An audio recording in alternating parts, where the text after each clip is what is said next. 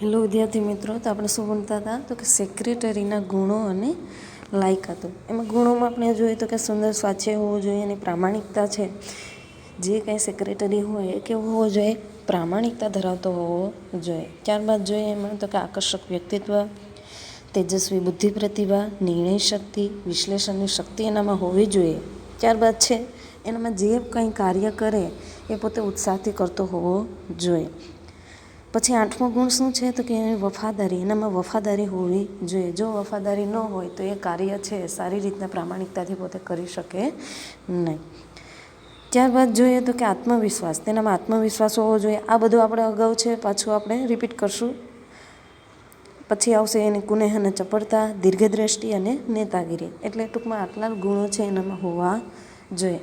હવે જોઈએ એની લાયકાતો. કયા કયા પ્રકારની લાયકાતો હોય તો એની નિમણૂક છે આપણે સેક્રેટરી તરીકે કરી શકીએ. તો એની અંદર જોઈએ તો શૈક્ષણિક લાયકાત હોવી જોઈએ, હિસાબી વ્યવસ્થાનું જ્ઞાન હોવું જોઈએ, કાર્યાલય સંચાલનનું જ્ઞાન હોવું જોઈએ, સભા સંચાલનનું જ્ઞાન. ત્યારબાદ આવશે વિવિધ કાયદાઓ અંગેનું જ્ઞાન. પછી આવશે આર્થિક અને રાજકીય પ્રવાહોનું જ્ઞાન છે એનામાં હોવું જોઈએ. પછી 7મો પોઈન્ટ જેવો લાયકાતોમાં શું આવશે તો કે સાંપ્રત સમસ્યાઓનું જ્ઞાન અને અંગ્રેજી ભાષા ઉપર પ્રભુત્વ હોવું જોઈએ. અંગ્રેજીની સાથે સાથે અન્ય ભાષાઓનું પણ એની પાસે જ્ઞાન હોવું જોઈએ. પછી આવશે જનસંપર્કનું જ્ઞાન. એનામાં છે જનસંપર્કનું જ્ઞાન હશે તો સારી રીતના છે એ એકબીજા વ્યક્તિને ઓળખી શકશે. એ પછી સંચાલક મંડળ હોય કે કોઈ કર્મચારીગણ હોય. પછી આવશે 10મું કમ્પ્યુટર્સ અને અન્ય ઇલેક્ટ્રોનિક સાધનોનું જ્ઞાન. જોઈએ એની અંદર સૌપ્રથમ એના ગુણોમાં તો સૌપ્રથમ આપણે કયો ગુણ આવશે તો કે સુંદર સ્વાધ્યાય, એટલે કે ગુડ હેલ્થ. કઈ રીતના એનું હવે તમને ને મને બધાને ખ્યાલ છે, તમારી હેલ્થ છે સારી ન હોય તો તમે ભણી શકવાના નથી. એવી જ રીતના સેક્રેટરીમાં છે, સેક્રેટરીને ગુણોમાં છે સ્વાધ્યાય આવેલું છે. શું કામે? જો સ્વાધ્યાય સારું નહીં હોય તો એ પોતાનું કાર્ય છે એ સારી રીતના કરી શકે નહીં. એની અંદર જોઈએ તો કે કંપની સેક્રેટરી મુખ્ય વહીવટી વડા હોવાને કારણે તેણે વિવિધ તબક્કો અથવા તો જે કાંઈ તબક્કે એને કાર્ય કરવાનું હોય એમાં શું કરવાનું રહેશે? પરિશ્રમ કરવો પડે છે. ટૂંકમાં મહેનત વગર કશા આપણે કાર્ય કરી શકતા નથી. તો આપણે મહેનત ક્યારે કરી શકીશું? આપણું બોડી કામ કરતું હોય, આપણું શરીર જ કામ કરતું હોય તો આપણે કોઈ કાર્ય કરી શકવાના નથી. અનિયમિતતાઓનો સામનો કરવો પડે છે. ટૂંકમાં સમયનું પાલન છે થવું જોઈએ. એટલે જે કાંઈ આપણામાં નિયમિતતા આવશે નહીં, ગમે ત્યારે ગમે એ કાર્યની સોંપણી થઈ શકે. એટલે ઓલવેઝ ટાઈમ છે તમારે કાર્ય કરવાનું રહે કે જ્યારે તમારી નિમણૂક છે સેક્રેટરી તરીકે થયેલી હોય. આવા કઠિન કાર્યો આસાનીથી કરવા અને તેની પાસે સુંદર સ્વાધ્યાય હોવું જરૂરી છે. એટલે જ આપણો ગુણ છે કયો? સુંદર સ્વાધ્યાય. સ્વાધ્યાય સારું હોય તો ગમે એ ટાઈમે છે ગમે એ વ્યક્તિ કાર્ય કરી શકે, જેથી તે થાક ન અનુભવે. અને શારીરિક રીતે સારું સ્વાધ્યાય હોય તો માનસિક રીતે પણ તે સ્વસ્થ રહેશે. દાખલા તરીકે હું તમને ભણાવું છું, મારું સ્વાધ્યાય સારું ન હોય, માનસિક રીતે હું હેલ્ધી ન હોય તો બની શકે હું તમારે ભણાવી શકવાની નથી. એવી જ રીતના તમારું છે, તમારું માઇન્ડ કામ ન કરે અથવા તો તમે શારીરિક રીતે બીમાર હોય તો તમે કોઈ કાર્ય છે કરી શકવાના નથી. પછી સ્ટડીનું કાર્ય હોય અથવા તો કોઈ વહીવટી કાર્ય હોય કે જ્યારે તમારે સેક્રેટરી તરીકેની નિમણૂક થયેલી હશે. આ હતો એનો પ્રથમ ગુણ. કયો રહેશે આપણો પ્રથમ ગુણ? તો કે સુંદર સ્વાધ્યાય. હવે નેક્સ્ટ પોઈન્ટમાં જોઈએ તો કે પ્રામાણિકતા. એની અંદર જોઈએ હોનેસ્ટી કઈ રીતના કામ લાગે સેક્રેટરીને. તો કે સેક્રેટરી કંપનીમાં મુખ્ય ચાવીરૂપ સંચાલકીય વ્યક્તિ છે. હવે તમને ને મને બધાને ખ્યાલ છે કે જે કાંઈ કંપનીમાં કાર્ય ચાલતા હોય એનું સંપૂર્ણ જ્ઞાન સેક્રેટરી પાસે હોય. ટૂંકમાં તમામ પ્રકારના વહીવટી કાર્ય કોણ સંભાળતું હશે? સેક્રેટરી. એટલે જ એને કીધેલું છે કે સેક્રેટરી કંપનીમાં મુખ્ય ચાવીરૂપ સંચાલકીય વ્યક્તિ છે, જેના કારણે તે કંપનીની અનેક બાબતો છે એ જાણતો હોય છે. ટૂંકમાં કંપની સાથે જો કોઈ અંગત રીતે સંકળાયેલ વ્યક્તિ હોય તો એ કોણ હશે? સેક્રેટરી. કે જેને તમામ એ પછી નોટિસ દ્વારા ખ્યાલ હશે, અમુક સભાઓનો ખ્યાલ હશે અને અમુક જે કાંઈ કાર્યવાહી કરવાની હોય, મિટિંગ કરવાની હોય, સભા બોલાવવાની હોય, તમામની બાબતોથી વાકેફ કોણ હશે? સેક્રેટરી. એટલે જ કીધેલું છે કે એ સંચાલકીય વ્યક્તિ છે અને કંપની સાથે સંકળાયેલો હોય. તેથી તે શુભ નિષ્ઠાથી અને પ્રામાણિકતાથી કામ કરે તે જરૂરી છે. હવે સેક્રેટરી જ પ્રામાણિક ન હોય તો બની શકે કંપનીનું જે પોતે છે એ હાંસલ કરી શકે નહીં. તેની શું ટેવો, કુટેવો નથી, ખાસ ધ્યાનમાં રાખજો. એની સારી ટેવોનો ઉદ્દેશ્ય રહેલો હોય તો કે તેની શું ટેવો અન્ય અધિકારીઓને પ્રેરણારૂપ બને છે અને પોતે ચારિત્ર્યવાન બને છે. અંગત હિતની જાળવણીના બદલે કંપનીના હિતની જાળવણી માટે તેનામાં પ્રામાણિકતા જરૂરી છે.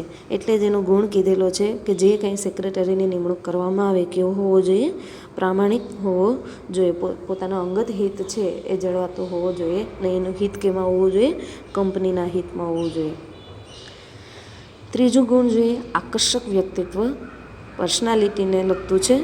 તો એની અંદર જોઈએ તો કે સેક્રેટરીએ કંપનીના વિવિધ પક્ષકારો સાથે કામગીરી બજાવવાની હોય છે.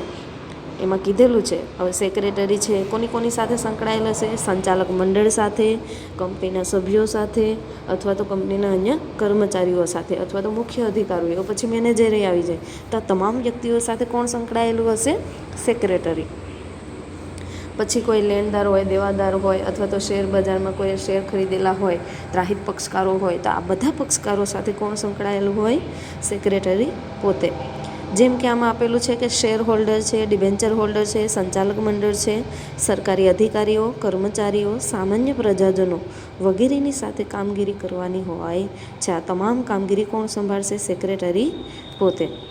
સાથે સાથે સરકારી વિભાગો, બેન્કો અને અન્ય નિષ્ણાત વ્યક્તિઓ સાથે પણ કામગીરી કરવાની હોય છે. ટૂંકમાં આ બધા વ્યક્તિઓ ત્રાહિત પક્ષ સાથે તો પોતે કામ કરશે, સાથે સાથે સરકારી વિભાગો અને બેન્કો અથવા તો કોઈ નિષ્ણાત કોઠાસૂઝ વ્યક્તિઓ હોય તો એની સાથે પણ સેક્રેટરીએ કામગીરી છે એ કરવાની હશે. એનું વ્યક્તિત્વ સામા પક્ષને પ્રભાવિત કરી શકે તેવું પ્રભાવશાળી અને આકર્ષક હોવું જોઈએ. ટૂંકમાં એનામાં એવી આવડત હોવી જોઈએ, એનું વ્યક્તિત્વ એટલું ખીલી ઉઠવું જોઈએ કે સામા પક્ષને પોતે પોતાની તરફ ખેંચી શકે. હવે ચોથો જોઈએ કયો આપણો ગુણ રહેશે સેક્રેટરી તરીકે, તેજસ્વી બુદ્ધિ પ્રતિભા. તો એની અંદર જોઈએ તો કે સેક્રેટરીએ રોજબરોજના વહીવટી કાર્ય કરવાના હોય છે. એ આપણને અગાઉ આવી ગયું કે સેક્રેટરીને એમણે કયા કાર્યો કરવાના રહેશે. એમણે તો બેઠો ન રાખે કંપની, એને જે કંઈ કાર્યવિધિ છે એમાં પસાર થવું પડે, અથવા તો અમુકની સત્તા સોંપણી થયેલી હશે ને વહીવટી કાર્ય છે એને સંભાળવાના રહે. સેક્રેટરીએ ધંધાકીય, આર્થિક, ધારાકીય અને નીતિ વિષયક ફરજ બજાવવાની હોય છે. જો આપણને એનું કાર્ય આપી દીધું કે સેક્રેટરીએ કયું કાર્ય કરવાનું રહેશે, કયું કાર્ય કરવાનું રહેશે, એ તો એક તો એ પોતે કંપની સાથે સંકળાયેલ હોય એટલે ધંધાની વિગતોની જાણકારી એની પાસે હશે. એટલે જ કીધેલું છે કે એને ધંધાકીય કાર્ય કરવાનું રહેશે, આર્થિક નાણાકીય લેવડ દેવડ કરવાની રહેશે, ધારાકીય જોગવાઈઓનું પાલન કરવાનું રહે, અને અમુક નીતિ વિષયક બાબતો હોય, હવે કંપની છે એટલે એના નીતિ નિયમો હોવાના જ, તે બધા અંગેની એને ફરજ બજાવવાની રહેશે. આવા કાર્યો સરળતાથી થાય તે માટે તેનામાં તેજસ્વી બુદ્ધિ પ્રતિભા છે એ હોવી જોઈએ. ટૂંકમાં એ પોતે સ્માર્ટ છે એ હોવો જોઈએ, હોશિયાર હોવો જોઈએ, બુદ્ધિ પ્રતિભા એનામાં હોવી જોઈએ કે જેથી એ પોતે પોતાને ચપળતાથી કાર્ય કરી શકે. હવે જોઈએ નિર્ણય શક્તિ, ડિસિઝન છે કેપેસિટીની કેવી હોય કોની, સેક્રેટરીની. તો એની અંદર જોઈએ તો કે કોઈ પણ બાબતમાં ત્વરિત નિર્ણય લેવાનું કાર્ય મુશ્કેલ હોય છે. એટલે કે ગમે એવા નિર્ણય તો લેવાશે નહીં કંપનીમાં, જે કાંઈ નિર્ણય લેવાતા હશે એમાં કોઠાસૂઝ વ્યક્તિઓનો ભાર પણ હશે. તો આવી તમામ બાબતોમાં છે તાત્કાલિક નિર્ણય લઈ શકે એવો સેક્રેટરી હોવો જોઈએ. સમયનો વિલંબ ન થાય એ પણ જરૂરી છે. પરંતુ રોજબરોજના સફળ વહીવટ માટે ઝડપી નિર્ણય શક્તિ જરૂરી છે. જો સેક્રેટરી ઝડપી અને યોગ્ય નિર્ણય લે તો કંપનીનો સમય બચશે, સાધનય અને શક્તિનો બચાવ થાય છે. ટૂંકમાં નિર્ણય કોને લેવાનો રહેશે, સેક્રેટરીને. એ પણ કેવો નિર્ણય હોવો જોઈએ, સચોટ અને સ્પષ્ટ નિર્ણય હોવો જોઈએ કે જે કંપનીને નફાકારકતામાં વધારો કરી આપતું હોય. જેથી શું થશે, કંપની જો ઝડપી નિર્ણય લે તો એનો સમય બચે, સાધન અને શક્તિનો પણ બચાવ થશે. હવે જોઈએ વિશ્લેષણ શક્તિ કઈ રીતના છે પોતે વિશ્લેષણ કરી શકે, એ પછી વહીવટી કાર્યોને લગતી હોય અથવા તો અન્ય કાર્યોમાં. જોઈએ એની અંદર તો કે સેક્રેટરીએ કંપની વતી કરારો કરવાના હોય છે. હવે એક કંપની તો હશે ને એક કંપની બીજી કંપની સાથે છે બની શકે કે કંઈ ખરીદી વેચાણ અંગેના કરારો કરતી હોય અથવા તો કાચા માલને લગતા કરારો કરતી હોય તો આ તમામ કરારો છે કરવાનું કાર્ય કોણે કરવાનું રહે, સેક્રેટરીએ. તેના સંદર્ભમાં જુદા જુદા પાસાઓનું વિશ્લેષણ કરવાની ક્ષમતા હોવી જોઈએ. ટૂંકમાં જ્યારે એ પોતે આવા કરાર કરે ત્યારે કયો કરાર કંપનીને નફાકારકતામાં વધારો કરી આપે એ અંગેનું ડિસિઝન છે આ વિશ્લેષણ શક્તિ દ્વારા એનામાં ઉપજે. અને જો સારું એવું વિશ્લેષણ પોતે કરી શકે તો એ નિર્ણય પોતે કેવો લેશે? સારો. કોઈ વહીવટી પ્રશ્નો ઊભા થાય તો તેની છણાવટ કરી દૂરોગામી પરિણામો વિચારીને નિર્ણયો લેશે. દૂરોગામી એટલે કે પોતે ભવિષ્યમાં શું થવાનું છે તે અંગેની પણ વિચારણા કરવી પડે. તો તે અંગેની વિચારણા કરી અથવા તો અમુક પ્રશ્નો ઊભા થતા હોય એ પછી આંતરિક પરિબળો હોય કે બાહ્ય પરિબળો થોડા ઘણા અંશે કંપનીને અસર કરતા હોય તો એ અંગેનું ધ્યાન પણ એને દોરવાનું રહેશે. કોણ દોરશે? સેક્રેટરી પોતે. કોને કહેશે? કંપનીને. જો વિશ્લેષણ ક્ષમતા ન હોય તો કોઈ ખોટો નિર્ણય લેવાઈ જવાનો ભય હોય છે. એટલે જ કીધેલું છે કે એમાં વિશ્લેષણ શક્તિ એટલે કે અમુક નિર્ણયોના એને ભાગ પાડતા આવડવા જોઈએ કે જેથી એવો સચોટ નિર્ણય નીકળે કે જેથી કંપનીની નફાકારકતામાં આપણે વધારો કરી શકીએ. ને જો સચોટ નિર્ણય લેવાય, બની શકે કે જો ખોટો નિર્ણય લેવાઈ ગયો હોય તો નુકસાન કોને જશે? કંપનીને. ને સારો જાય તો બેનિફિટ કોને રહી? કંપનીને. હવે જોઈએ ઉત્સાહ. તમને જેમ ભણવાનો ઉત્સાહ હોય એમ કંપનીના સેક્રેટરીમાં પણ ઉત્સાહ હોવો જોઈએ. તો એની અંદર શું કહે તો કે ઉત્સાહી સેક્રેટરી અન્ય કર્મચારીઓ માટે પ્રેરણારૂપ હોય છે. હવે આળસુ સેક્રેટરી હોય તો એ કશા કામનો રહેશે નહીં. શું કામે? એ પોતે કાર્ય જ નહીં કરે, કામ જ નહીં કરે. અને કામ ન કરે અથવા તો એ પોતે તાત્કાલિક ધોરણે નિર્ણય ન લઈ શકે તો બની શકે કે એને તક છે જે તે કંપનીને ગુમાવવી પડે. અને તક ગુમાવે તો જે તે ઓર્ડરે ગુમાવવો પડે અથવા તો એની શક્તિમાંય ઘટાડો થાય, સાધન સંપત્તિમાંય ઘટાડો થાય અને પરિણામે છે એની નફાકારકતામાંય ઘટાડો થશે. એનાથી ઉલટું આપણે વિચારીએ કે કોઈ ઉત્સાહી સેક્રેટરી આપણે સિલેક્ટ કરીએ, એને પસંદગી કરીએ તો અન્ય કર્મચારીઓ એને જોઈ અને ખંતપૂર્વક પોતાનું કામ કરશે. કારણ કે નિરુત્સાહી વ્યક્તિ કામને બોજ બનાવી દે છે જ્યારે ઉત્સાહી વ્યક્તિ કાર્યને છે એ સરળ બનાવે છે. એટલા માટે જ કીધેલું છે કે જે કાંઈ તમે સેક્રેટરીની નિમણૂક કરો અથવા તો કંપનીમાં જે સેક્રેટરી તમે રાખો એ કેવો હોવો જોઈશે? ઉત્સાહી. એનામાં ઉત્સાહ હોય તો સારી રીતના કાર્ય કરશે. 8મો જોઈએ વફાદારી. તો કે સેક્રેટરી કંપનીનો મુખ્ય અધિકારી હોવાને કારણે તેની પાસે કંપનીની ઘણી બધી સંવેદનશીલ બાબતો અને ગુપ્ત બાબતો હોય છે. કંપની છે, કંપની સાથે અંગત રીતે જો કોઈ વ્યક્તિ જોડાયેલો હોય તો એ કોણ હશે? સેક્રેટરી હશે. એટલે જ કીધેલું છે કે એનામાં વફાદારી હોવી જોઈએ. એટલે કે એ પોતાની કંપની સમક્ષ ગમે એટલી પોઝિશનમાં છે જે તે કાર્યની એને ફાળવણી થયેલી હોય એ કેવી રાખશે? ગુપ્ત રાખશે. અન્ય કંપની સાથે જે કંઈ વાતચીતનો વાર્તાલાપ કરશે નહીં. એટલે જ કીધેલું છે કે સેક્રેટરી કંપનીનો મુખ્ય અધિકારી હોવાને કારણે તેની પાસે કંપનીની ઘણી બધી સંવેદનશીલ બાબતો અને ગુપ્ત બાબતો હોય છે. માટે તેનામાં વફાદારી હોવી જરૂરી છે. જો તે હરીફ કંપનીને રહસ્યો આપીને અંગત સ્વાર્થ સાધે તો કંપની ચાલી શકે નહીં. ટૂંકમાં એ અન્ય વ્યક્તિ સાથે છે એ જોડાણ કરી શકે નહીં. પોતાની કંપનીનું ભલું ઈચ્છવું, એનું હિત ઈચ્છવું એ એનામાં ફરજ આવે. હવે આવશે આત્મવિશ્વાસ. જેમ તમને કોન્ફિડન્સ હોય એમ સેક્રેટરીમાંય કોન્ફિડન્સ હોવો જોઈએ, આત્મવિશ્વાસ હોવો જોઈએ. સેક્રેટરી જે કાર્ય કરે અથવા તો નિર્ણય લે તેમાં તેનો આત્મવિશ્વાસ હોવો જોઈએ. એટલે જ કીધેલું છે કે જો આત્મવિશ્વાસ હશે તો સારી એવી સફળતા એ પોતે પ્રાપ્ત કરી શકે. તે જે કામગીરી કરે છે તેમાં સફળતા મળશે તેવો આશાવાદ હોવો જરૂરી છે. અને આત્મવિશ્વાસ ધરાવતો સેક્રેટરી વહીવટી ગૂંચો સરળતાથી ઉકેલે છે. જો એનામાં કોન્ફિડન્સ હશે તો સારી રીતના એ પોતે નિર્ણય લઈ શકશે. આત્મવિશ્વાસથી લીધેલો નિર્ણય છે એ ક્યારેય આપણે પાછી પાની કરી શકીએ નહીં.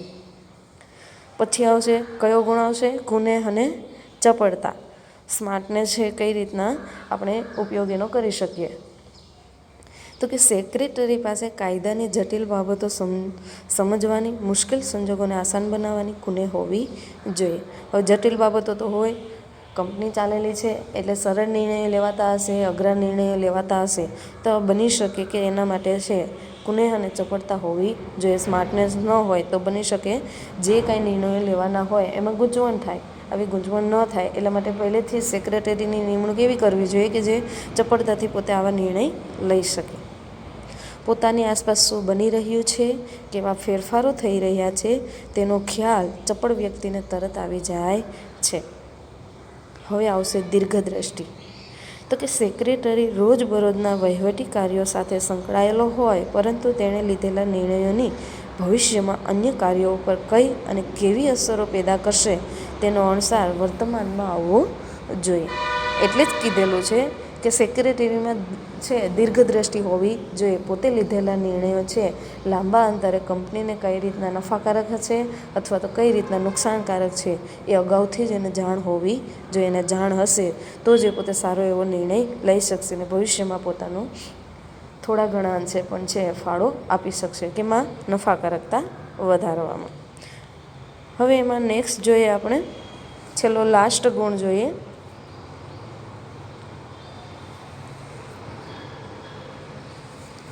તો કે સેક્રેટરી કંપનીમાં ઉચ્ચ હોદ્દો ધરાવતો જવાબદાર અધિકારી છે. હવે એમાં કીધેલું છે કે નેતાગીરી એનામાં હોવી જોઈએ. જો એને સત્તાની સોંપણી જ ન કરવામાં આવે તો સેક્રેટરી અન્ય કાર્યની જેમ છે પોતે કાર્ય કરી શકે નહીં. એટલે જ કીધેલું છે કે ઉચ્ચ હોદ્દો ધરાવતો જવાબદાર અધિકારી છે. તેના હાથ નીચે ઘણા બધા અધિકારીઓ કાર્ય કરતા હોય છે. તેમની પાસેથી સમયસર ધાર્યું કાર્ય કરવાની ક્ષમતા તેનામાં હોવી જોઈએ. એટલે મેન હેન્ડલિંગ છે કોણ કરતો હશે? સેક્રેટરી કરતો હશે. સેક્રેટરી જ આળસુ હોય અથવા તો સેક્રેટરીને જ ન આવડતું હોય તો અન્ય વ્યક્તિને પોતે શીખવાડી શકે નહીં. જેવો સેક્રેટરી હશે એવા એને જોઈ અને અન્ય કર્મચારીઓ છે કાર્ય કરતા હોય છે. એટલે જ કીધેલું છે કે ધાર્યું કાર્ય કરવાની ચપળતા છે એનામાં હોવી જોઈએ. પોતે એક નેતા તરીકેની એટલે કે એમાં સત્તા સોંપણી થયેલી હશે કે જેની નીચે છે અંડરમાં છે ઘણા બધા કર્મચારીઓ કામ કરતા હશે. આ માટે કાર્યસૂઝ, પહેલ કરવાની વૃત્તિ, સહકારની ભાવના, સાહસિકતા વગેરે નેતાગીરીના ગુણો છે તેનામાં હોવા જોઈએ.